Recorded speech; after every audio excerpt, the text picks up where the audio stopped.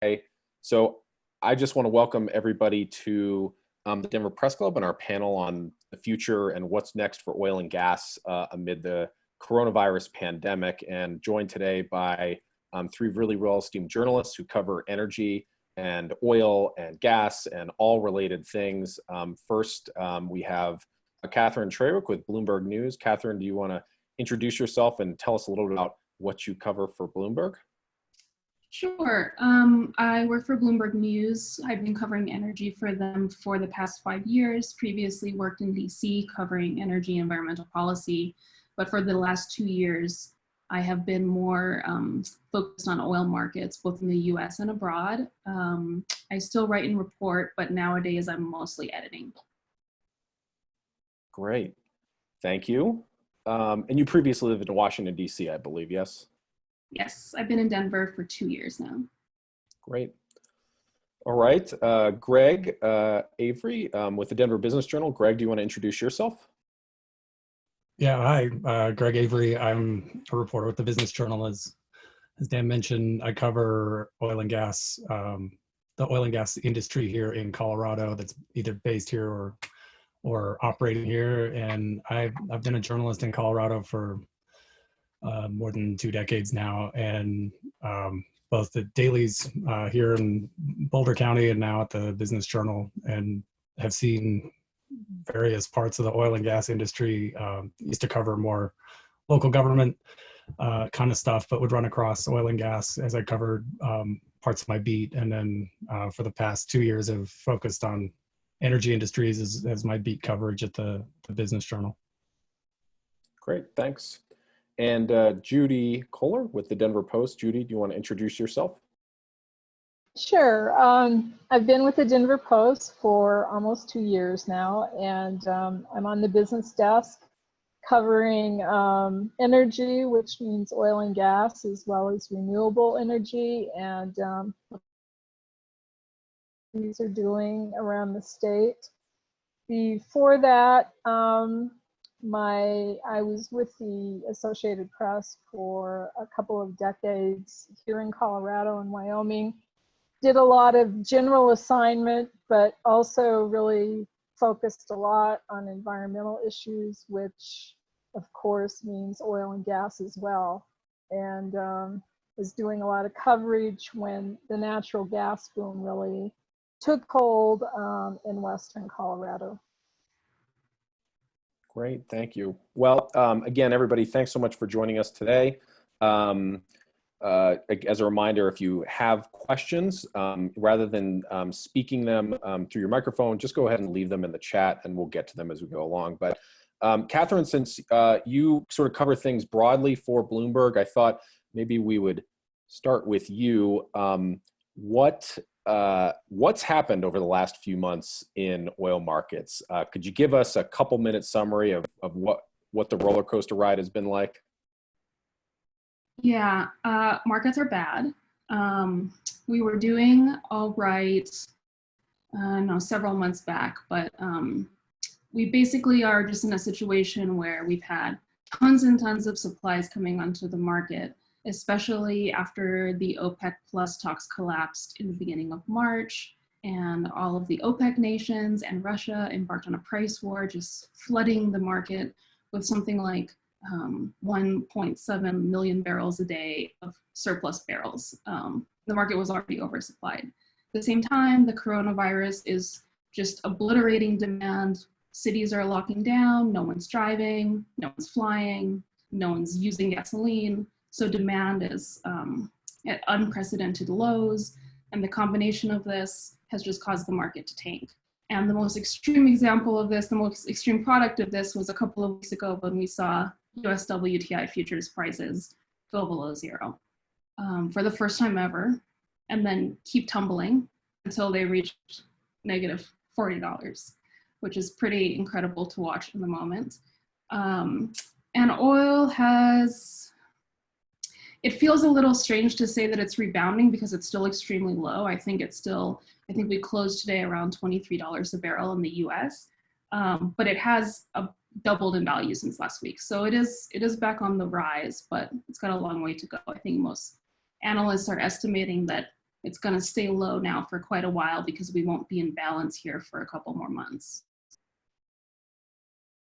What the increases, though, is that largely being driven by optimism that governments are starting to open up, that air travel will pick up? What's really driving the increases over the last week? Increases in price? Yes. Oh, well, so first of all, you did have OPEC and Russia and a bunch of other countries, including the US in principle, agree to a bunch of productions. So those kicked in on May 1st. So you see some of those cuts being priced in. In the US, from mid-March, we're already down about 1 million barrels a day of production has been shut in. This week, the earnings calls that we've seen, I think a rough estimate of how much production has been announced that's going to be shut in the next couple of months is about another million that we've heard about this week. So probably by the end of June, we'll be down about 2 million barrels a day in the US. Which incidentally is exactly how much the Trump administration promised that the US would cut through market attrition. So there's that. There's also the fact that some cities are opening up, so there's a little bit more fuel demand. We're seeing gasoline picking up, that sort of thing. But still a ways to go. Yeah. Now,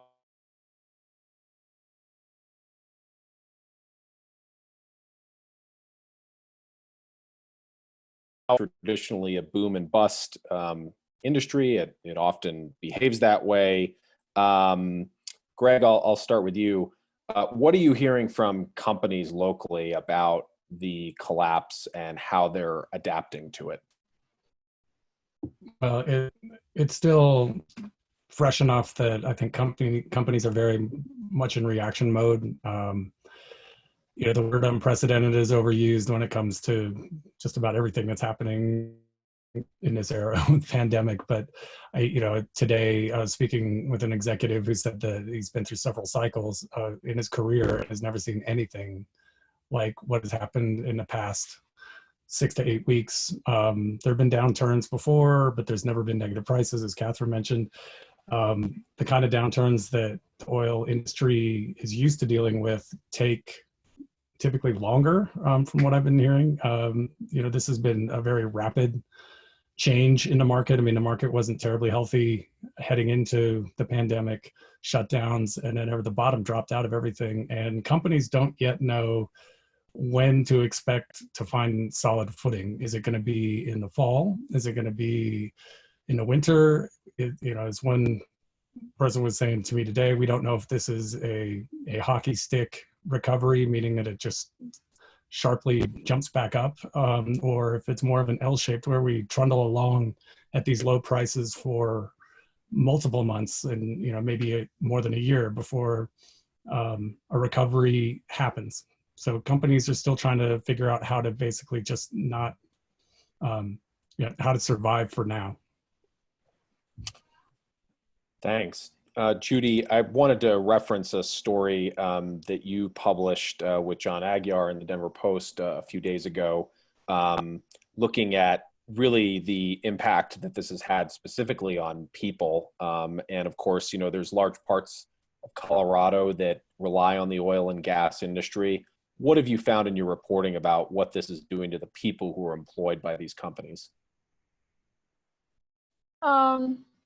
Well, I mean, it's just, as Greg was talking, certainly we've seen, any of us who've been in the West for a while, have seen a lot of boom and bust cycles, but this has just been so sudden and such a huge drop.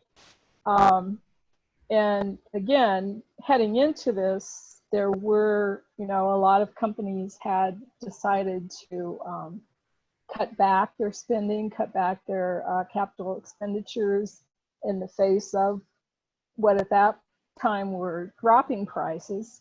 And there had been some staff reductions, but I was trying to, the unemployment, the Colorado Department of Labor and Unemployment reported that I think through over 4 weeks and through the early part of April, oil and gas related jobs had filed claims. So that's huge. And they were saying that that was slightly more than the number of claims filed during the 2015 downturn.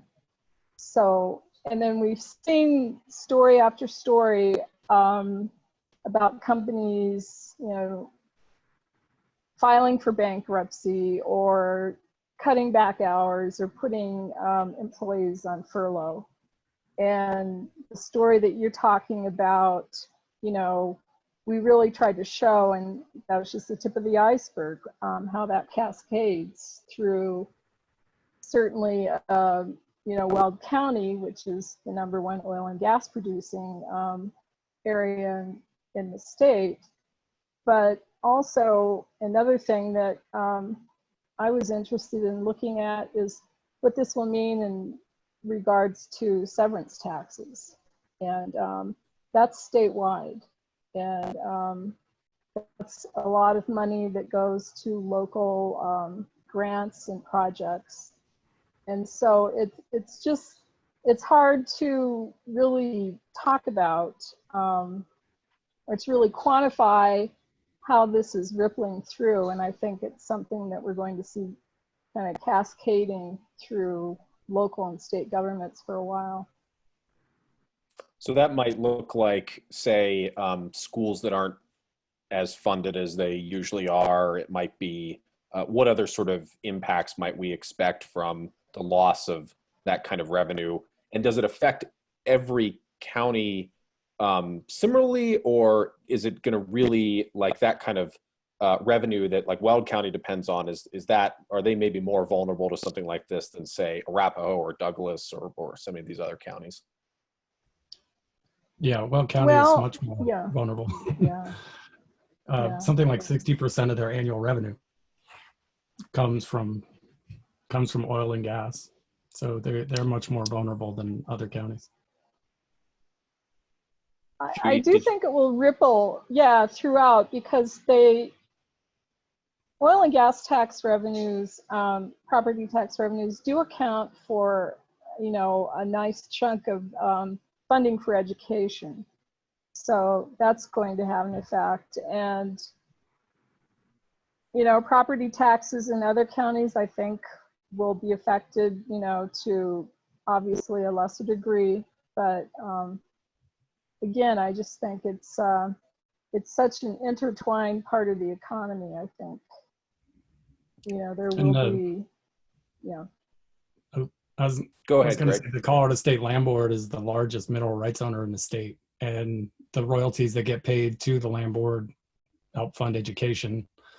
Mineral Rights Owners Association today was reaching out about the fact that they're modeling $125 million as a lost revenue for schools through the land board, just based on the decline that we've seen so far.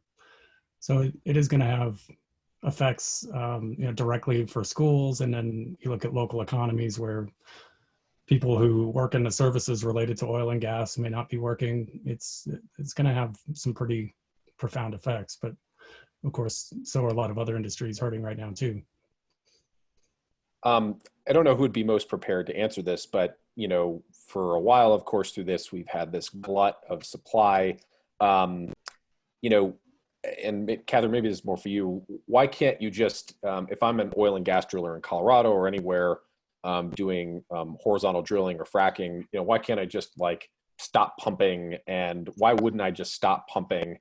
You know, because the price has gone too low and it doesn't make any sense for me to keep pumping because I'm losing money every day that I operate a well that I've drilled. What is keeping a lot of these companies continuing to, in the United States in particular, pump even if they're maybe losing money, you know, because the price is just too low? Could you walk us through that? It's hard to say at what point companies start losing money before they start shutting in. A lot of companies are already shutting in. With fracked wells, it's pretty easy to turn off the tap. You do it from your iPhone. I think that the problem is that there's a lot of uncertainties still. A lot of companies haven't figured out if we temporarily shut off this well, is that going to change the geology of the rock when we restart it? Will it affect the resource? Will it cause problems that lead to even more capital costs once we restart it? I have a list pulled in front of me with some of the costs of shutting in costs and restarting costs, depending on what kind of well. It could cost, a few $100,000. Shutting it could cost maybe at most a couple $100,000, but maybe less. What some companies have done, especially in the Permian, I'm trying to think back to the earning calls from this week. I think it was Chevron that said that they are pretty much shutting their newest and most productive wells, because those ones are the easiest to start back up. And it's much cheaper since fracked wells have a pretty relatively short lifespan. It's much easier just to let them decline naturally than to shut a well that is nearing decline anyway and then restart it. It's better to just let that process play out and halt new wells and that sort of thing. That said, I'm really curious, Greg and Judy, if you've heard about actual production shut-ins happening in Colorado. I couldn't find any recent state data on that.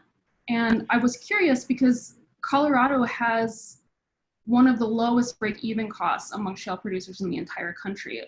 Our estimates have it around $23 a barrel, which, it was lower than that last week, but it's now around that level now. So I'm just curious if Colorado producers would be a little bit better able to weather the storm. In layman's terms, Catherine, could you just talk about that price and what does that price mean? That $23. The $23 that I'm referring to is the cost of all of the costs associated with drilling the well, operating it, and also transportation costs to take the oil away from the well. In other words, if oil drops below that point, what happens? That's when you start losing money. Got it. Okay. In the Permian, the average is a lot higher. It's around $40. That's a good question, and it's one that I keep asking, and Greg might have a better feel for this. But as far as I can tell, the Colorado Oil and Gas Conservation Commission does not really keep track of that, or if they do, I can't find the information. The only definitive figures I have on shut-ins are the state land board, which again, as Greg mentioned, has many leases on the lands. And as of the 1st of March, they had received 24 requests to shut in wells, but that's out of like 1,100 wells. So that's a good question. Greg, do you know? Well, as you said, the state doesn't. State regulators don't have a great, a great database of what's being shut in and what isn't, from what I can understand. But I know yesterday the biggest oil producer in Colorado, Occidental, on its call, said that it's planning to shut in 30,000 barrels a day worth of production from its U.S. Onshore operations, half of which will be from the DJ, a little bit from Wyoming. The DJ being the Denver-Julesburg Basin, northeast Colorado, mostly Weld County. And so there will be 15,000 barrels of oil production a day out of that one company that will go away because they're going to turn off the wells to wait for better pricing. So there's one company there. I've heard of some other scattered reports of well shut-ins. Another company, High Point Resources here in Denver, that's their wells tend to be kind of far north Weld County toward the Wyoming line, some over the line in Weld County or in Wyoming. They are finding no need to shut in because they have financial hedges on what they sell. So they have financial commitments from buyers to buy oil at certain prices, or some financial mechanisms that maybe reward them if the price drops. And so they don't have an incentive to shut in necessarily right now. Now those hedges are costly. It costs money to set them up. It's a gamble to have a hedge in place of, to some degree. And if the oil prices stay as low as they are now, even hedged holdings, companies might have to decide to shut in some wells. In the conversations I've had, and I've never covered a cycle in the industry where existing long-standing wells were uneconomic to run. Usually the break-even costs that Catherine was referring to, people talk about in terms of newer wells. Those are the, what most companies look as a break-even cost is a more current, modern well. But even some of the older wells that exist in the DJ Basin, if prices stayed as low as they were a week ago, might not be economic for companies unless they have financial hedges in place. So it's really a mixed bag. Apparently well costs are pretty variable. One well may cost very different than another depending on various circumstances about pipeline access and stuff like that. As was mentioned earlier, the energy markets have been pretty volatile, just even leading up to this. There's been pressure. Are the companies who are going to survive this the ones who ultimately have healthy balance sheets? They have cash on hand to be able to ride this out? Or is this so bad that we're likely to see just a wave of bankruptcies, both in Colorado at, whether it's a drilling company, services companies? What's your take? I'll start with the global perspective, Catherine, on just what, the amount of debt that many of these companies have. What's the expectation over the next few months? Bankruptcies, certainly. We've already seen a few. More are certain to come. I think there will be a lot of consolidation. I think the companies that are best positioned to weather the storm are going to be big oil, latecomers to the shale revolution, Exxon, Chevron, who are diversified, who have the capital to be able to shut off half of their Permian production if they want and still be able to flow from the Gulf. Whereas companies that are not as diverse, don't have the cash flow, things are going to be a lot harder for them. I think bankruptcies certainly, and definitely a lot of consolidation. On my team, we sort of casually refer to the end of small oil. And what do you mean by that? Just that big oil is going to dominate, and Yeah. The smaller companies are going to get absorbed, or maybe they'll buy each other out. We'll see what happens. But consolidation, industry experts have been expecting the industry to consolidate for a long time. And I think that this is a catalyst that could push it in that direction, perhaps a little faster. And was the explosion in, to stick on this for just a little bit, was the explosion in some of these smaller companies really driven by the shale boom, that it because of that, there was just a ton of opportunity to, with relative ease, whether regulatory or capital expenses, sort of get in the game? Is that what was driving it? It was primarily a U.S. phenomenon? Talking about their success? Yes, yeah. I think it was a few things. I mean, you have this new technology that really expands our resource base in a tremendous way. And you also have private equity entering the picture, which they weren't really a big part of the oil industry prior to that. So you have private equity money coming in, creating a lot of opportunities for smaller players that weren't there before. And also, when you think about shale, like I said before, big oil was not in shale until a couple of years ago. So you have this huge opportunity, and none of the richest players in the world were touching it. So it's just, ripe for small companies to really jump in and flourish. Now they're in there, so it's a lot more competitive. Great. Greg and Judy, bankruptcy possibilities among companies in Colorado, again, drillers, service industry, ancillary industries. What have you heard, and what sort of outlook can we look over the next few months if this continues? Greg, you want to go first? Sure. Well, and in December, I was moderating a panel discussion about what 2020 might hold, and COVID had not yet entered the consciousness. And bankruptcy was sort of the thing people were watching for even before we ended up in the pandemic era. We've had one pretty significant very significant bankruptcy in among Colorado companies. It's Whiting Petroleum. It's a long-standing Colorado company that drills mainly up in the Bakken oil fields of North Dakota, a little bit in Montana. And they filed for Chapter 11 bankruptcy April 1st, and they have an actual pretty, seemingly, I'm not a bankruptcy lawyer. I might, that's not my career, but they seem to have a pretty solid shot at emerging from bankruptcy.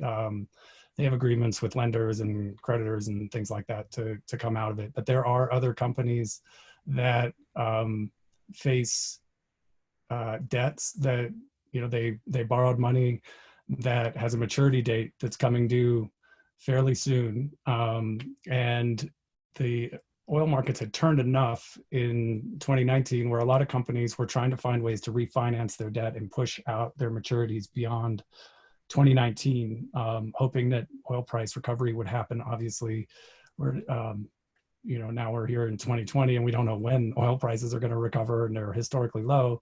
So some of that debt pushing off may help soften some of the blow, but there's several companies that have a lot of debt to pay off in coming months, and how long prices remain historically low is going to determine, I think, a lot of how many companies face financial troubles and have to declare bankruptcy. Thanks, Judy. Debt, bankruptcy, what were we likely to potentially see? What are you hearing, particularly Colorado companies?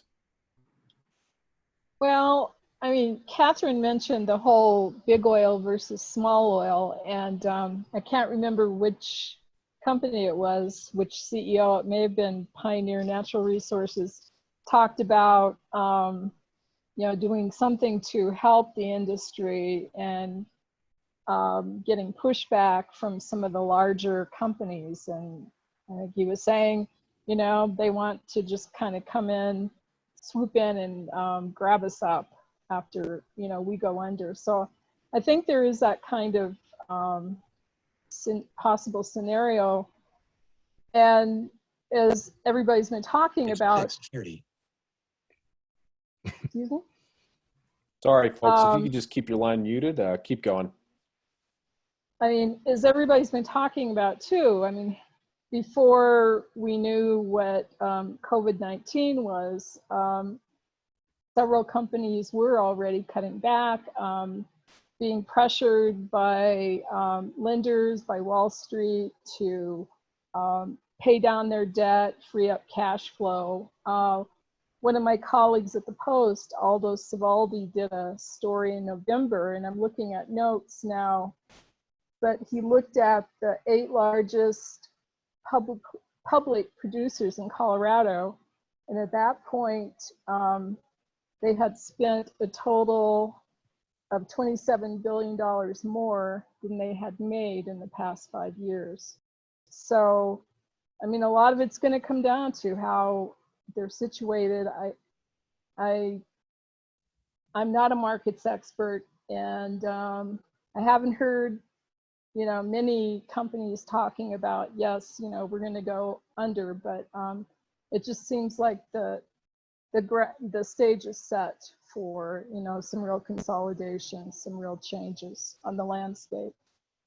So I want to take a question from Steve, who dropped it in the chat, and I'll just paraphrase your question, Steve. But just given the duress that the industry is under, do we expect at all the regulatory environment to change in any particular way? You know, maybe the loosening of regulations to try, you know, whether it's by lawmakers, you know, the lobbyists, to try to make the environment maybe a little more friendly for the oil companies. What do we see on the horizon? I sort of, and again, I'm not an expert following the legislature here, certainly locally, but They, of course, have their hands pretty busy right now trying to figure out how to cut tens of millions of dollars in their budget for next year. But what's your anticipation on whether any of this will change the regulatory environment? Catherine, I'll go back to you for the global perspective. Let's see, the regulatory environment. I mean, I don't know. The Trump administration is very unpredictable, if you ask me. I think that, we hear a lot of talk about bailing out the industry, but I think one of the biggest impediments to the administration actually doing something meaningful to bail out the industry is that the industry itself cannot agree on what needs to be done. You have smaller companies asking for some type of loan guarantees, being able, this news about Treasury expanding the criteria for companies that could apply for these loans, right? Big Oil was against that. One of their CEOs said, you can't be a capitalist on the way up and a socialist on the way down. Maybe he is a really ideologically pure like that, but maybe also it's the fact that Big Oil could not benefit from those loans even if they were available. They're so small as to be meaningless to a large company. So you have people like Harold Hamm, who wants to put a tariff on Saudi imports, and then refiners who say that would bankrupt us. So if the industry itself is so divided about what kind of aid it could get, I think it really makes it unlikely that any meaningful aid will actually arrive. Great, thank you. Greg or Judy, on the state level, there's been a lot of discussion, of course, over the last year, ballot initiatives, et cetera, on regulation. Do we anticipate that this is going to change anything, and what should we look at on the horizon? I mean, we're all aware of Senate Bill 181, and which was passed last year and is now in the process. Both the Colorado Oil and Gas Conservation Commission and the Air Quality Control Commission have been writing rules to implement that, and it's pretty sweeping. There are a lot of different areas that they're looking at that they've changed. I think that will continue, but part of that is they had talked about funding more positions like inspectors and air quality control people, and probably doing more air monitoring. And in my mind, that's I really wonder if I'm thinking there probably won't be that money to go forward with some of those staff additions. So I think the process will continue, but what exactly they'll be doing on the ground to carry that out, I think it'll be interesting to watch and see. Just quickly, if you don't mind, for maybe those who aren't as familiar, what did that law do? I mean, basically, it tried to switch the focus of the oil and gas regulations, going from more an idea of balancing between fostering development and protecting the environment and health, to really putting the main focus on protecting public health, safety, the environment, which the industry has said was taking place, and there had been a number of changes and rule updates through the years, but this was pretty sweeping, and it changed the makeup of the Oil and Gas Commission, which sit as the regulatory body, and yeah, so. And do we anticipate anything, for both of you, coming out of the legislature the rest of this session, or is this probably it? There was not a whole lot of oil and gas emphasis in the legislative session, given the sweeping bill that was passed last year.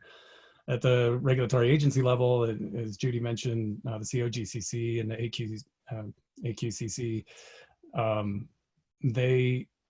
they are instituting some pretty significant rule changes, as Judy said, and I can't imagine that for one thing, under state law, they can't stop doing that. Now, whether the COGCC can staff inspections and things to the degree that they might have in a world of $80 barrel oil and state budgets that are flush. It probably won't look like it might have been envisioned when SB 181 was written.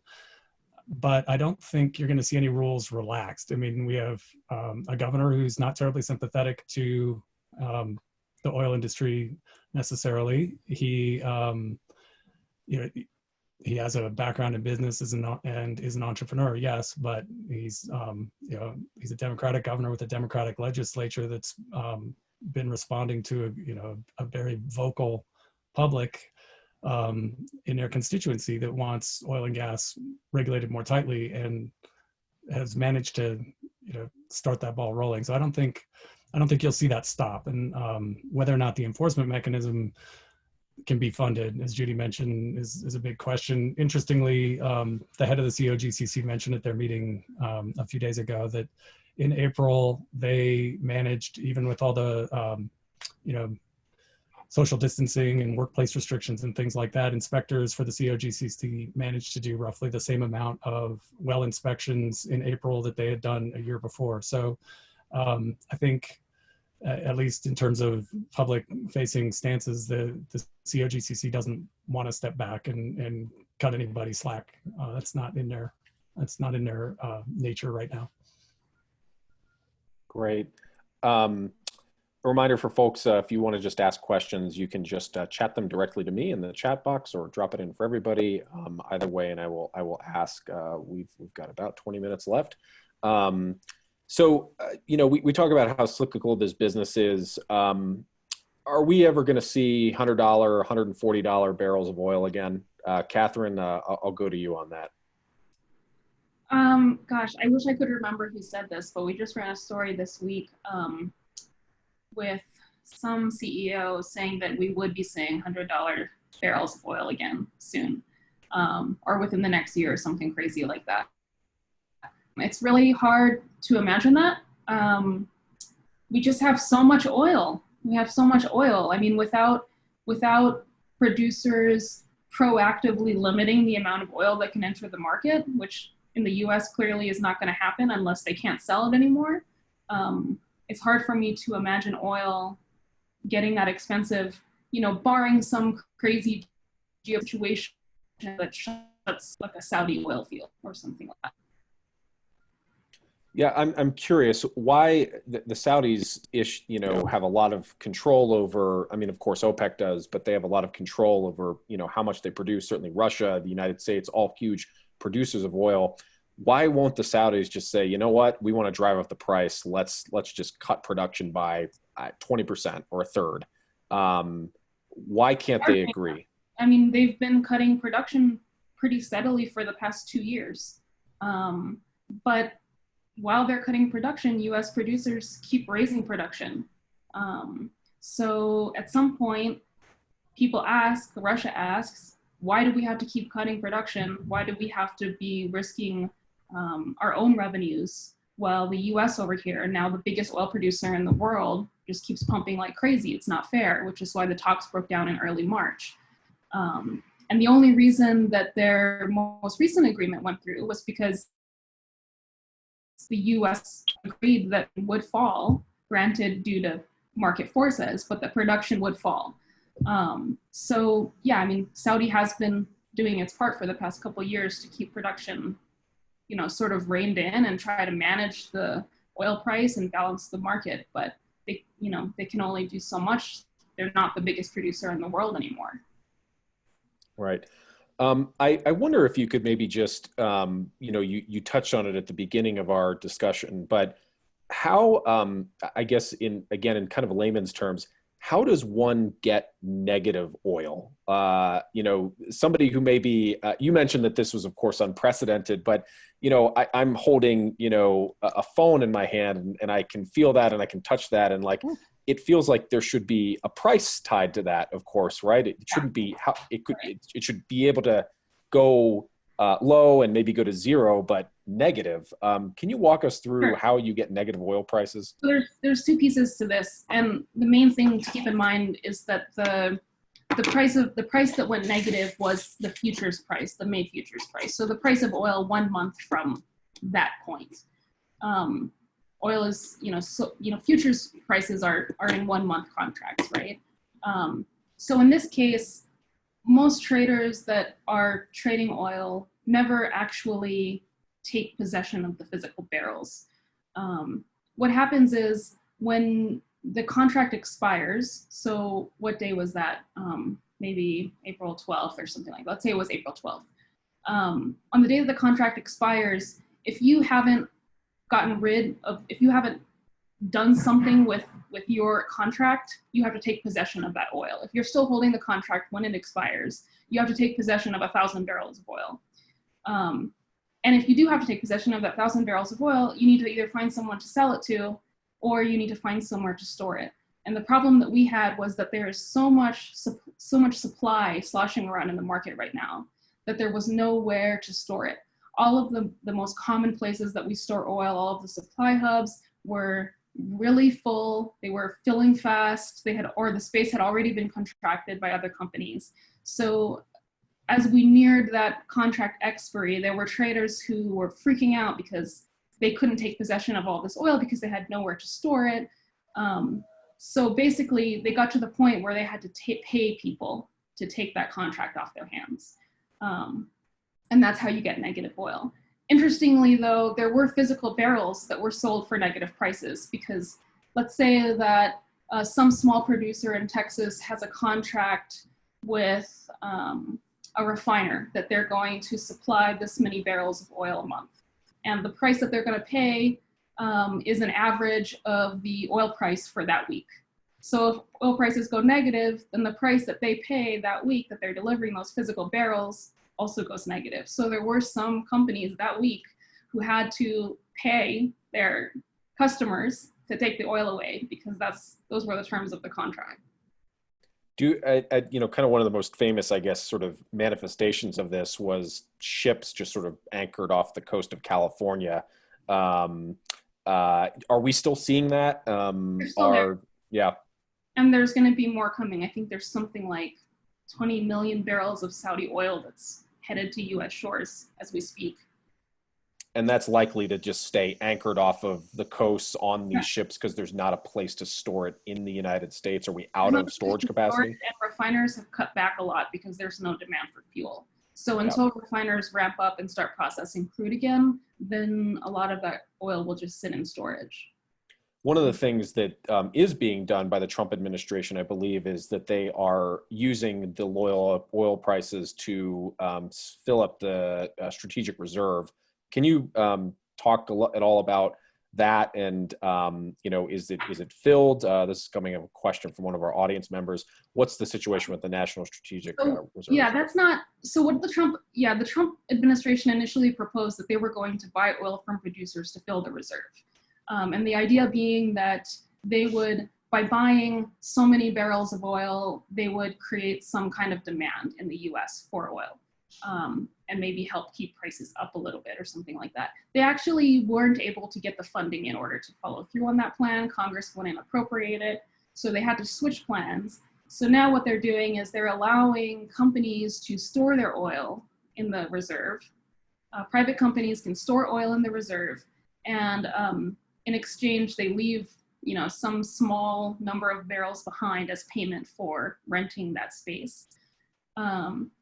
The last that I saw, only about 70% of the space that was made available by DOE was actually leased. So even though we have a lot of storage issues, the type of oil that can be stored in the reserve is specific. Like they can't take they can't take all of the kind of oil that's produced in shale fields, for example. So basically, there wasn't as much demand for that space as they thought. So it's not full. It's still far from being full. And it's not, I haven't seen any signs that it's actually materially helped the industry. Great. Judy, storage, anything to just add to that at all as it affects Colorado? Do we actually store oil in Colorado? Are there places where we do that? That's a good question. I don't know. You know, I think obviously whatever you know, some of the midstream companies have as far as storage goes, but I don't think there's major storage facilities here. Greg, do you happen to know whether Colorado is and Catherine, maybe you know as well, but Greg, storage capacity in Colorado, is that something that we really do? It's not a big feature of the industry here. As Judy mentioned, there's storage that companies have, the pipeline companies, midstream companies, they do have storage, but they're not the big, gigantic, you know, farms of tanks that you see in places like Cushing and in Oklahoma. Interestingly, the refineries in Commerce City, they're sort of at the other end of the production scale. They're not producing oil, they're receiving crude. They've cut capacity to produce crude, but they actually have some storage on their site, and they're storing some of their finished fuel, jet fuel and diesel fuel and gasoline for cars to work through because the demand isn't there. So they've actually been storing more fuel on their refinery grounds. That's post refining than they normally do, just waiting for demand to pick back up and whatnot. But in terms of the big strategic storage that Catherine was talking about, that's not really anything I'm aware of in the state. Great. Go ahead. I was just going to say, as a panelist, can I ask a question? Because this Certainly, is a question. Yes. This is a question I've asked some of the people in the industry, and I get different answers. I start wondering if this will help natural gas, because as a lot of the oil gets shut in, there's a lot of associated natural gas with that. And so I'm just wondering if that will help drive up natural gas prices and what that might mean potentially, say, for Western Colorado, which is really more, a natural gas area than oil. But I don't know, Greg or Catherine, do you? It's a good point. I haven't seen anything on that yet. I've heard people speculating about it. I mean, there's something like half the natural gas that comes out of Colorado now is associated natural gas with oil. So if you get enough shut-ins, and from what I hear about the Permian Basin in Texas, it's close to 50-50 oil and natural gas coming out of the wells there. So if you get enough shut-ins, I guess I could see how it would happen, but I haven't, and I've heard people mention that being a possible outcome of this, a silver lining, as it were. But I haven't seen any indication of it yet. Do we expect any of this? And I guess I can't necessarily see that, but maybe I'm misreading it, with prices as low as they are. Do we think that this, accelerates any transition to more renewable fuels, or is the incentive just not there because the fuel is, the oil, gas, whatever, is just so cheap? We talked about this a little before we started, but any indication this might boost or impact wind, solar, any of these other things? Interestingly, we just ran a story today about how solar development has been hurt in Texas because of the downturn in oil, because oil fields use a lot of renewables for their power. So that hasn't been so good. I think on the side of like electric vehicles, it's a little bit maybe murkier. I think, like, considering that most cars are on the road for like 10 years, some analysts expect that the market for electric vehicles is going to pretty much be sad for the next few years. So this is bad for Elon Musk. It is. It's not good for EVs. Plus, once people start coming out of lockdown, gas is going to be so cheap, and no one's going to have any money because our economy is not great anymore. who's going to be buying new cars and who's going to be buying EVs, even as they get more affordable. So I think it's not destroying the market for EVs, but maybe sets it back a bit. I mean, before we went into this, I had talked to, some analysts and so forth who really, you have a lot of people saying that, wind and solar can compete well with natural gas, but then there are those people who felt like the low natural gas prices were actually going to kind of put off that, I guess, that day when we see ourselves really moving to non-fossil fuels. So yeah, I think it's a good question, and I think that it could have an impact on how quickly people end up moving to more renewable energy.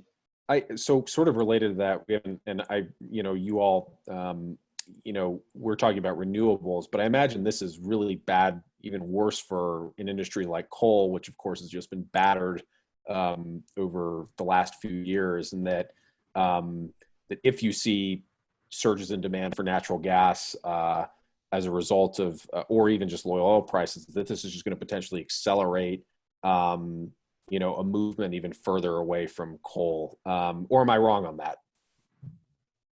You're correct. Okay. I mean, and look, we still have Judy and Greg. We still have coal plants here and some operations here. Have you talked to anybody in the coal industry and maybe what they're seeing with the results of all of this? I haven't, specific to the downturn that we have that we've entered in the last 8 weeks. Prior to I guess in the before times, as you want to call it, the big concern was power plants shifting to natural gas, and we saw Excel do it a few years ago, or commit to doing it. The plants are still burning coal, some of them, and then last year, Tri-State, or was it earlier this year, more recently than Excel at least, Tri-State, which is the biggest wholesale supplier of electricity to rural co-op utilities in the region, they committed to shuttering their coal plants. But those were shutdowns that were driven by the economics of renewables and the cheapness of natural gas. And I don't know that the economics, the economy going into the tank the way it has in the past 8 weeks changes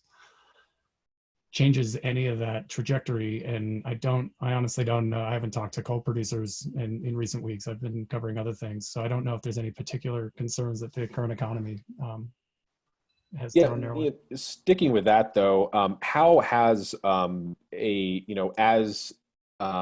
many people stay home from work, as people shelter in place, they're not driving cars.